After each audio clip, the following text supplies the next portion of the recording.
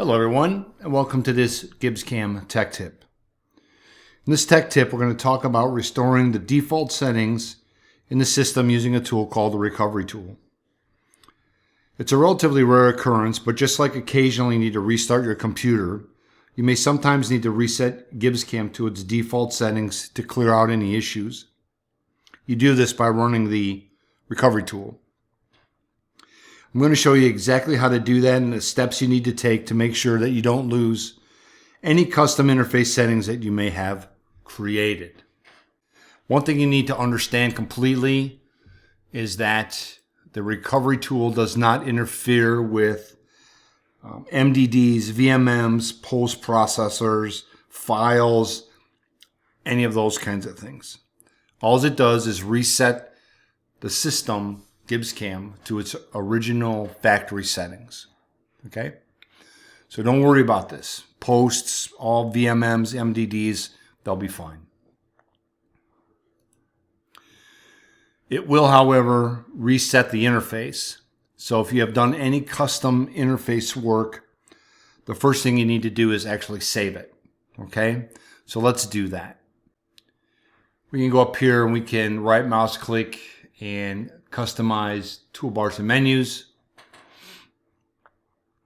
And this is where you can create all these custom interface toolbars and pull downs and things like that to customize your system.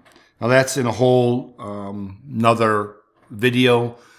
All we're going to do in this video is to save a custom profile. Okay? So down here, I'm going to say save a custom profile. Let's put it in a place where you can find it, because that seems to be the biggest thing I see with people. I'll give it a name, something that you can remember. Okay, I'm going to just call mine backup, and I've already saved it once, but we'll just save it again just to show you how it works. Okay, so now this custom interface has been saved. And now we'll just close this. Okay, this point, what I can do is close Gibbs, and I can save the file if I want, okay? And I'm going to go down here, and we're going to go to all our apps, and we're going to look for the GibbsCAM. We're going to go down, and we're going to find the recovery tool that is associated with the version that we're running, okay? So in this case, we're running 25.0.53, and that's the one we want to run. Now, what's going to happen here is as soon as I click on it, it's going to do it. It's not going to warn you. It's just going to take care of it. Okay, it happens very fast. So I'm going to click on recovery. We get a message that says all the defaults have been reset to the manufacturer's settings. We'll say okay to that. Now we'll open up Gibbs again. And now we have, for a better sake, we have a very fresh installation. It's going to come up and ask you if you want to help us improve the software. This is completely up to you. It's anonymous, collecting some stats.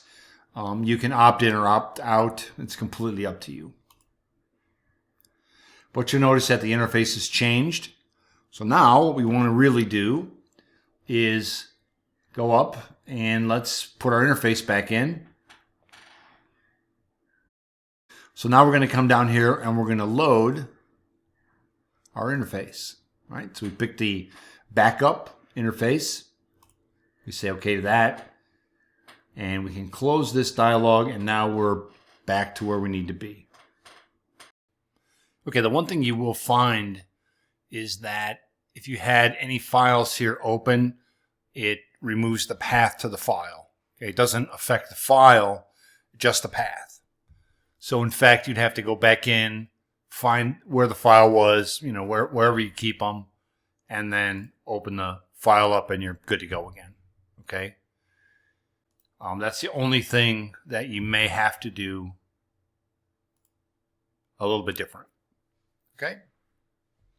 So remember, the recovery tool doesn't affect the posts, MDDs, VMMs, or any part files. All it does is reset the default settings inside the system. That's it. It's easy, it's fast, and sometimes it's just necessary.